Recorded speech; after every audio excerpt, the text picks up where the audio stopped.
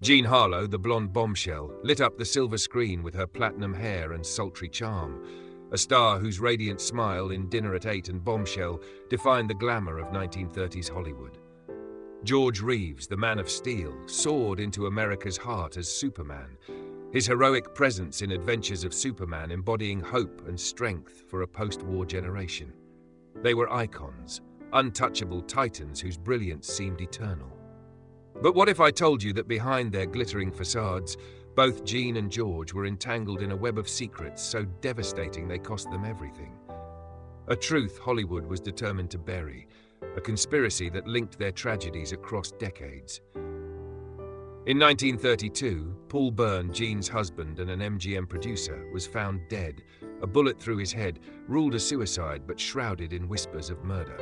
27 years later, George Reeves met a chillingly similar fate, a gunshot in his Benedict Canyon home, dismissed as suicide despite haunting inconsistencies. Now, a forgotten memo from an MGM insider, whispers from a retired studio publicist, and fragments of Jerry Giesler's investigation reveal a shocking connection. Both deaths were silenced by the same ruthless force, MGM's iron grip, orchestrated by fixer Eddie Mannix to protect the studio's empire. Today, we peel back the layers of Hollywood's darkest cover-up, a tale of love, betrayal, and injustice that binds Jean Harlow and George Reeves in a heartbreaking tragedy that will forever change how you see the blonde bombshell and the Man of Steel. To grasp the depth of this scandal, we must journey into the lives of Jean and George, the facades they were forced to uphold, and the system that crushed them. They were more than stars. They were human beings, battling inner demons, trapped in a culture of complicity and fear that demanded perfection while exploiting their vulnerabilities. Their stories, separated by time, are intertwined by a shared struggle against an unforgiving industry, a machine that silenced their truths to protect its own. Jean Harlow was born Harleen Carpenter in 1911 in Kansas City, Missouri, a shy girl raised in modest circumstances. Her mother, Jean, a domineering stage mother, pushed her towards stardom, instilling a fierce need for validation that would shape her life. By 16, Harleen was in Los Angeles, her beauty catching the eye of Hollywood scouts. George Reeves, born George Besolo in 1914 in Iowa, grew up in Pasadena under the care of his devoted mother, Helen, after a bitter parental divorce. His early years were marked by struggle, his mother's sacrifices forging a relentless ambition to prove himself. As a young actor, he took bit parts in Gone with the Wind and From Here to Eternity, his charm a ticket to bigger dreams. Both Jean and George were shaped by their hardships, Jean's craving for approval, George's hunger for recognition, traits that propelled them to fame but left them vulnerable to the predators of Tinseltown. Jean's rise was meteoric. By 1930, at just 19, she was Hollywood's blonde bombshell, starring in Hell's Angels and Platinum Blonde. Her sassy charm and radiant beauty made her a sensation, her films packing theaters in a Depression-era world craving escape. MGM, the studio behind her success, crafted her as the ultimate starlet, her platinum hair a symbol of glamour. George, too, became a household name with Adventures of Superman from 1952 to 1958. His commanding presence as Clark Kent and Superman captivated millions, children cheering his leaps, adults admiring his all-American heroism. To the world, they were icons. Jean, the irresistible seductress, George, the embodiment of strength. Their public images were flawless, sculpted by MGM's publicity machine. Jean graced fan magazines, her laughter lighting up premieres at Grauman's Chinese Theatre. George inspired a generation, his Superman cape a cultural touchstone. They were titans of the silver screen, their fame a glittering facade that hid the cracks beneath. But in private, behind the closed doors of their Hollywood homes, the first signs of trouble were emerging, and it all began with the storms of their personal lives. Jean's romantic life was a whirlwind of passion and pain, played out under Hollywood's relentless spotlight. At 16, she married Charles McGrew, a wealthy heir, but their 1929 divorce came as her career soared, his quiet life no match for her ambition. In 1932, she wed Paul Byrne, an MGM producer 22 years her senior, a man who saw her as both muse and wife. Their marriage was a fairy tale romance to the public, but privately Byrne's insecurities and rumored impotence strained their bond, Jean's need for validation unmet.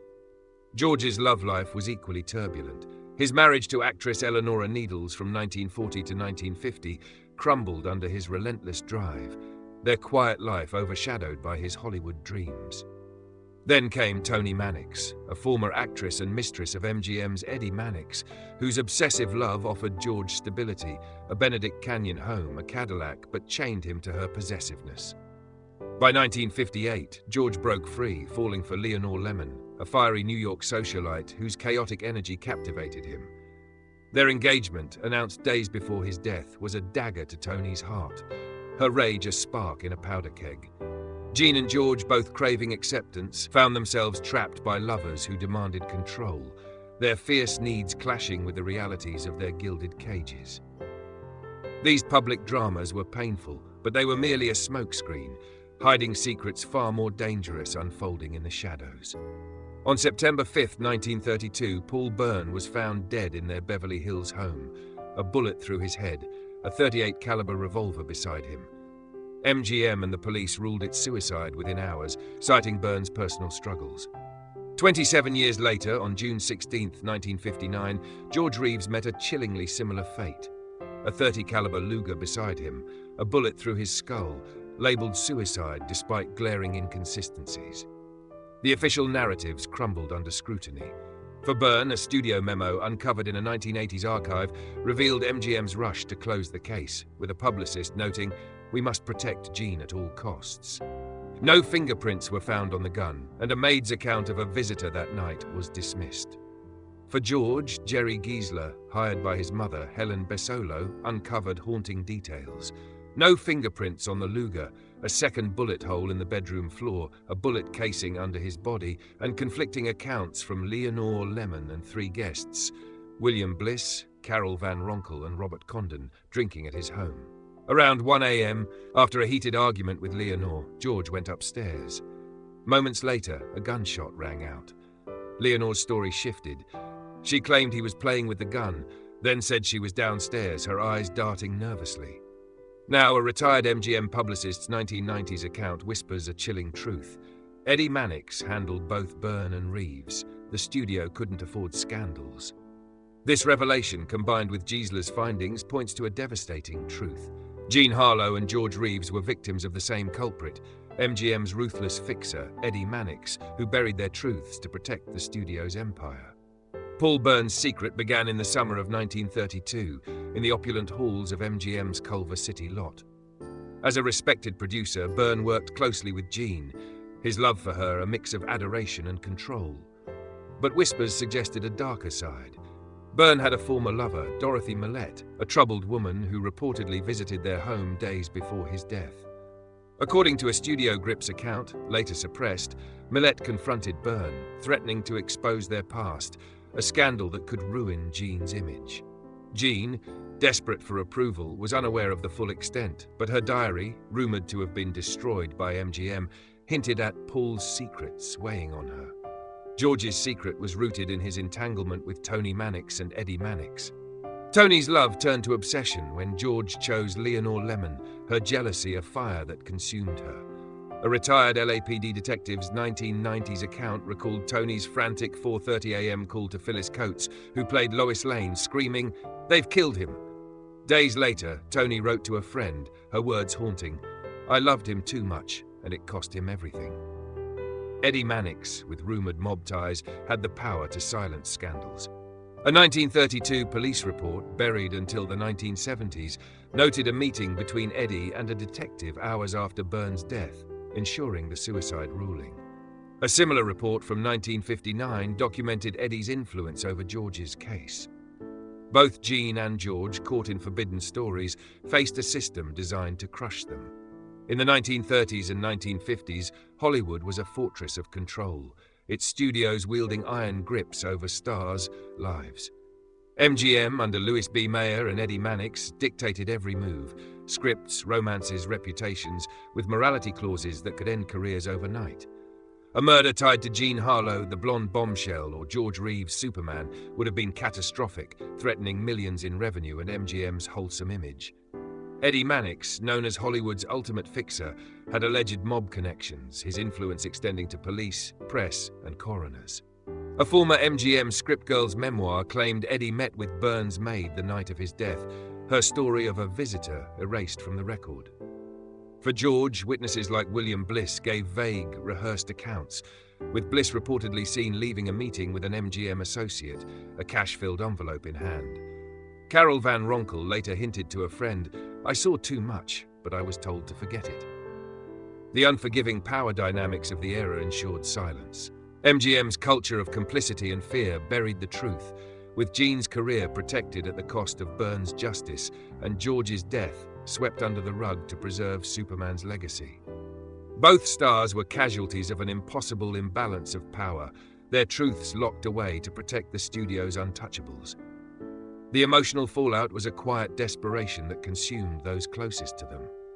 Jean Harlow, just 21 at Burns' death, was shattered, her grief compounded by MGM's pressure to maintain her image. Friends described her as fragile, haunted by whispers of murder, her need for validation unmet by a studio that saw her as a commodity. She confided in Clark Gable, her co-star, saying, "Paul's gone, and I don't know why." Her health began to falter, insomnia, exhaustion, and early signs of kidney trouble, her spirit dimmed by a wound that never truly healed. George's mother, Helen Besolo, poured her life savings into Gisla's investigation, her Pasadena home a shrine to her son's Superman legacy. She confronted Tony Mannix at a 1960 charity gala, her voice cutting through the crowd. "You took my boy. What did you and Eddie do?" Tony, pale and trembling, fled, her silence deafening.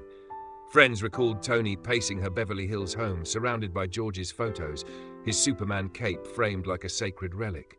She drank heavily, her nights haunted by memories, lavish dinners at Chasen's, quiet evenings in Benedict Canyon, his voice calling her darling. In a tearful moment, she told a friend, "I knew things I can't say, things that would ruin everything." Both Jean and Tony, bound by their love for Byrne and George, wrestled with horrific revelations, their lives marked by a heavy burden of unanswered questions. The inevitable fallout reshaped their lives. Jean's career soared after Byrne's death, with hits like Dinner at 8 and Libeled Lady, but her personal life was a descent into despair. She married Harold Rosson in 1933, a brief union marred by her grief and MGM's pressure to move on. Her health deteriorated, her kidney condition worsened by stress and overwork. She collapsed on the set of Saratoga in 1937, dying at 26. Her death officially kidney failure, but whispered to be studio neglect, MGM pushing her to work despite her frailty. George's career faltered post-Superman, his dreams of directing crushed by typecasting and MGM's indifference. His engagement to Leonore Lemon was a desperate grasp at freedom, but it enraged Tony Mannix, whose influence lingered. A neighbor reported hearing a man's voice, possibly a fixer, at George's home hours before his death, a detail ignored by police. Helen Besolo received an anonymous call days later, a voice warning, "Stop digging or you'll regret it." The tragic irony was stark. Jean and George, who embodied glamour and heroism, were undone by the very system that made them stars, their secrets a shadow that lingered over their final days. The aftermath cast a lingering shadow over those who knew them. Jean died at 26, her Beverly Hills home a tomb of unfulfilled dreams. Her mother, Jean Carpenter, lived until 1958, haunted by her daughter's loss, claiming MGM worked her to death. A 1937 hospital orderly's account, later suppressed, suggested Jean's doctors ignored early symptoms under studio pressure. George's death at 45 left Helen Besolo broken, her fight for justice ending with her death in 1964. Tony Mannix lived until 1983, her final years spent in solitude, her home a mausoleum to George. She kept his Superman costume in a locked chest, a symbol of a love that had become a curse. In 1983, weeks before her death, she confessed to a priest, whispering, "I let it happen. George deserved better." The confession, though undocumented, became Hollywood legend, fueling Hollywood kryptonite and Hollywoodland. A retired MGM publicist's 1990s account claimed Eddie Mannix bragged, "I fixed Byrne and I fixed Reeves. No one touches MGM." The studio system's iron grip outlived them all, with MGM shaping narratives that protected its empire. But the secrets refused to stay buried. A 2025 Woman's World article reignited interest, with fans on X debating whether Jean and George were victims of the same culprit, Eddie Mannix and MGM's ruthless machine. Their legacies are a haunting blend of triumph and tragedy. Jean remains the blonde bombshell, her films cherished by classic Hollywood fans, but her death and burns fuel speculation. Hollywoodland in 2006 and recent true crime podcasts keep their story alive, with fans questioning the suicide rulings. George's Superman legacy endures, his reruns a nostalgic touchstone, but his death remains a true crime enigma.